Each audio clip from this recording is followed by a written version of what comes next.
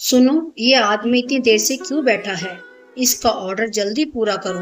Restaurant मालिक विनोद केसरवानी ने अनमने भाव से उस अधेड़ उम्र के आदमी की ओर इशारा किया, जो काफी देर से कुर्सी पर बैठा इधर से उधर ताक रहा था। सर, 2 बार पूछ चुका हूँ, पर हर बार रुकने का इशारा कर देता है। लगता है टाइम पास कर रहा है।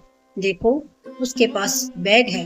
अटैची और बैग वालों का ऑर्डर जल्दी पहुंचाओ और चलता करो, विनोद ने कहा तो वेटर सिर हिलाकर चला गया।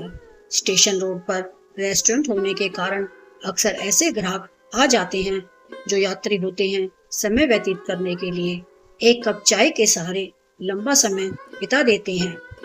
यह भी वैसा ही ग्राहक लगता था, जो कभी मेन्यू कार्ड खंगालता तो कभी पास खड़े वेटर से कुछ पूछता। ऐसे लोगों से निपटना काम पर आए उस नए वेटर के लिए मुश्किल लग रहा था। सो विनोद स्वयं ही उस ग्राहक की टेबल की ओर बढ़े और सभ्यता से पूछा, क्या चाहिए सर? जी, लस्सी पीनी थी, पर इसमें वो नहीं है जो मुझे चाहिए।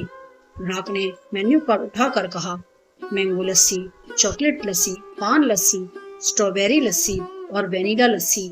इतनी वैरायटी होने के बाद भी ग्राहक का यह कहना कि उसकी मनचाही लस्सी देने में रेस्टोरेंट सक्षम नहीं है, यह विनोद को कुछ नागवार गुजरा।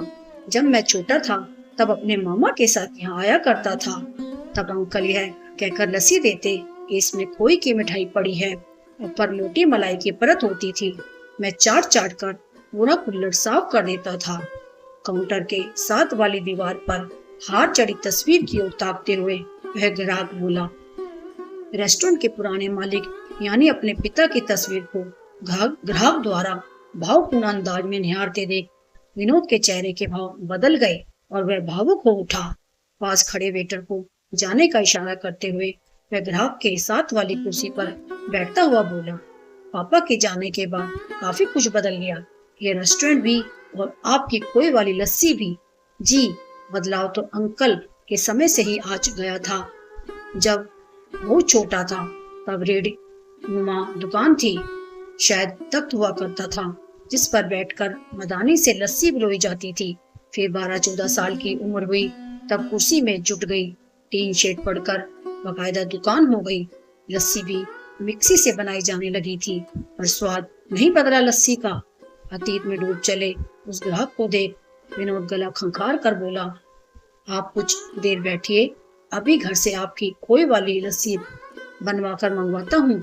वैसा स्वाद तो शायद ना मिले, फिर भी अरे नहीं, इतनी भी तकलीफ नहीं दूंगा। वह संकोच से घिर उठा।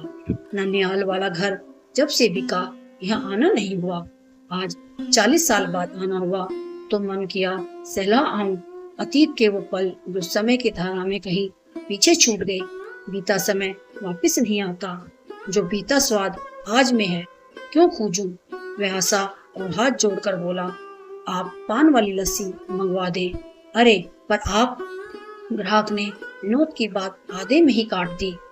खोए वाली मलाईदार लस्सी पीने आया था, हो सकता है वैसे ही आपके घर से बनकर भी आ जाए, पर डरता हूँ कहीं तब भी अतृप्त रह गया तो रहने दीजिए। वह स्वाद स्मृतियों में।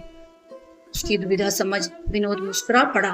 वह ग्राहक देर तक पान वाली लस्सी का लुत्फ उठाता रहा और विनोद उसकी मौजूदगी का। चलते समय उस ग्राहक ने पेमेंट के लिए अपना मोबाइल निकाला तो विनोद ने कहा, रहने दीजिए, पर तब तक उसने मुस्कुराते हुए मोबाइल गूगल ऐप के सामने रखे क्यूआर कोड को स्कैन करके पेमेंट कर दिया।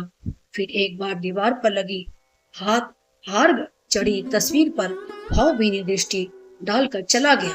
विनोद को ऐसा लगा मानो वह ग्राहक अतीत जी कर नहीं गया, अपितु उसे उसकी जड़ों से जोड़ गया हो। तो दोस्तों, आपको यह कहानी कैसी लगी कमेंट करके जरूर बताएं। धन्यवाद।